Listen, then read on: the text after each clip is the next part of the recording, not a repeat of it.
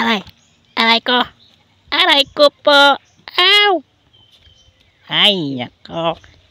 Ganito guys ang pag-iay ng kalabaw para mabuntis. Yun o. Gikuot ang lubot. Kumuha ang technician ng mainit-init na tubig. Tapos lagyan yung tubig. Ilagay yung ano daw, yung temperature para i-check. Tapos kinuha niyan yung ano, yung similya ng kalabaw ng lalaki para mabuhay ulit yung similya kasi natutulog kasi nilagay sa malamig. Ganyan daw pag-iay ng kalabaw guys. Ganyan pala Ayan, nabubuhay na yung ano, similya, yung sperm ng lalaking kalabaw.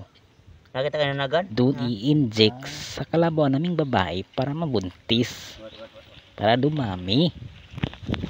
Kapag mayroon kayong kalabaw dyan, paiay nyo niya.